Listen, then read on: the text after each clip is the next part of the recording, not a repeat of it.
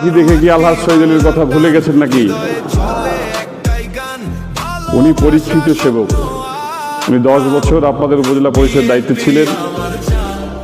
উনি দুইবার পরীক্ষা দিয়েছেন, 5 নম্বর পাইছে কি? তা আপনারা পরীক্ষায় পাশ করা যে সেই লোককে চাকরিতে নিয়োগ করবেন, নাকি যে এখনো পরীক্ষায় অংশগ্রহণ করেনি তাকে নিয়োগ করবেন? বলেন। আমার কথা হচ্ছে, জলঢাকার প্রতিটি মানুষের বিপদে আপদে, জলঢাকার প্রতিটি আনাচে কানাচে, জলঢাকার পথে প্রান্তরে, মাঠে ঘাটে, হিন্দু মুসলিম বৌদ্ধ খ্রিস্টান, যার যেখানে যে অবস্থায় যাকে তিনি মনে করেছেন তার পাশে দাঁড়ানো দরকার, তিনি কি দাঁড়িয়েছিলেন ইতিপূর্বে? মসজিদ হোক, মন্দির হোক, চিকিৎসা হোক, সহযোগিতা হোক, আর্থের পাশে হোক। আমার মনে হয় আমার পিতা হিসাবে না, উনি একজন নেতা হিসাবে হোক। উনি নিজেকে নেতা মনে করেন না, যদি উনি আপনাদের সেবকই মনে করেন। ওনার কান পর্যন্ত আসলে উনি কিন্তু একটুও কার্পণ্য করেন নাই।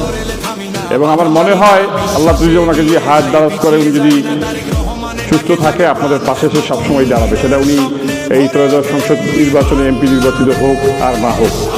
কিন্তু তার সাথে যিনি প্রতিদ্বন্দ্বিতা করছে, যদি রেজাল্ট একটু 19-20 দেখে, 12 তারিখে যদি রংপুরের দিকে যায়, আর কি ফিরবে?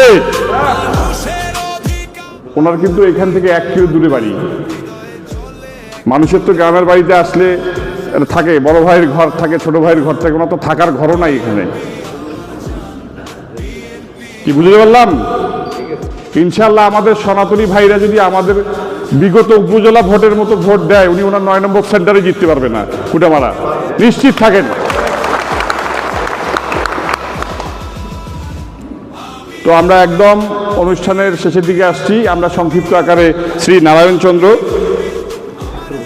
এই অফিস উদ্বোধনের উপস্থিত সভাপতি, আমার চাচা সাবেক চেয়ারম্যান করিমুজ্জামান লিটন সহ আমার একটু আগে আর এক প্রিয় চাচা যেমন আবুল কালাম আজাদ অত্যন্ত সুন্দর বক্তব্য দিয়েছেন। তো আমি একটু অনুমতি নিয়ে আগে বক্তব্য দিচ্ছি, কেন আমাকে আর একটা অফিস উদ্বোধন করতে হবে যে জলঢাকায়। তো আপনারা সবাই থাকবেন, ওনারা বক্তব্য দিবে। তো আমার আসলে আপনাদের কাছে ওইভাবে বলার কিছু নাই। আমার যে কথাগুলো ছিল আমি ওনাকে ধন্যবাদ জানাই, উনি আমার পক্ষ থেকে সবগুলো কথাই বলে দিয়েছে। তো আপনাদের যদি কোনো মন খারাপ থাকে আমাদের প্রতি, কারোর প্রতি, আমাদের কারো ব্যবহারে যদি আপনারা অসন্তুষ্ট হয়ে থাকেন, দয়া করে আপনারা ক্ষমা করে দিবেন। এবং আমি চাই যে আপনারা সবাই এক একজন আলহাজ শহীদ আলী হয়ে আপনারা জলঢাকার সে প্রতিটি অঞ্চলে যেখানে আপনাদের আত্মীয় স্বজন বন্ধু বান্ধব আছে তাদের কাছে আমাদের জন্য ভোট চাইবেন, এবং আমরা যেন 12 তারিখে এই যুদ্ধে আপনাদের সহযোগিতায় আমরা জিতে এলাকার মুখ উজ্জ্বল করতে পারি। আর অবশ্যই একজন এমপি যদি একটি এলাকা থেকে নির্বাচিত হয়, তার এলাকা তো আসলে যদি সে সৎ হয়, তাহলে তার এলাকা তো অবশ্যই জল করবে। এখানে আপনাদের জন্য অবশ্যই কর্মসংস্থানের ব্যবস্থা করা হবে, সুচিকিৎসা থেকে শুরু করে শিক্ষা এবং সব কিছুরই আসলে প্রাথমিকভাবে আপনারাই সুবিধাভোগী হবে নিশ্চিন্তে। আমি আমার বক্তব্য বাড়াবো না, আমি আপনাদের কাছে দোয়া চাই, আমার আব্বার জন্য দোয়া চাই, উনি 12 তারিখ পর্যন্ত সুস্থ থাকেন। আপনারা সবাই সুস্থ থাকবেন 12 তারিখ পর্যন্ত, এবং দয়া করে আপনাদের কাছে 2 হাত জোড়ে আমি অনুরোধ করতেছি, আপনারা একটু তার জন্য ভোট করবেন সবাই। ধন্যবাদ সবাইকে, আসসালামু আলাইকুম।